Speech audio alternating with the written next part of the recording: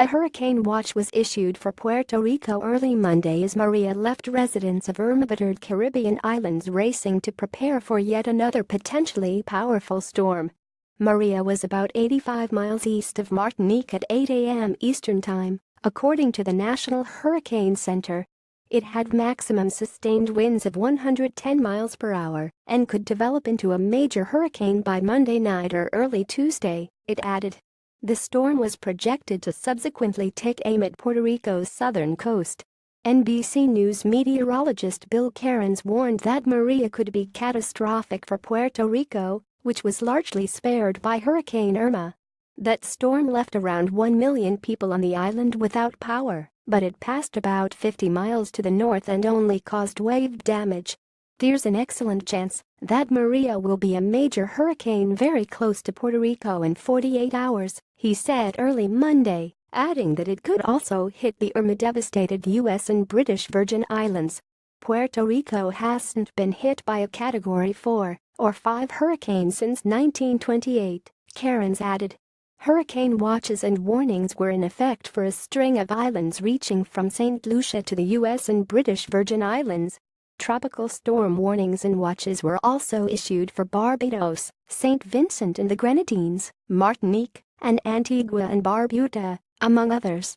Maria is expected to produce total rain accumulations of 6 to 12 inches with isolated maximum amounts of 20 inches across the central and southern Leeward Islands, including Puerto Rico and the U.S. and British Virgin Islands, through Wednesday night, the Hurricane Center warned. Puerto Rico Governor Ricardo Rossello said at a news conference Sunday that the storm could bring more rain, wind and water than Irma, which killed 3 people there. Rossello said 46,000 people, or about 85% of customers in the metropolitan area of the capital, San Juan, remained without electricity. Another 6,000 were still without drinking water. A ship from the Federal Emergency Management Agency was expected to arrive early Tuesday with more than 1 million gallons of water and 111 generators, and the island was ready to house 67,000 people across 450 shelters, Rossello said. The priority is to be prepared and save lives, he said.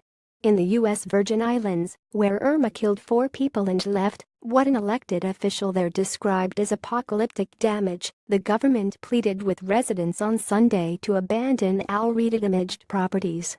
It's critical people make the tough decision to walk away from their property and take along what is most important, their loved ones, said a statement citing the governor, Kenneth Mapp.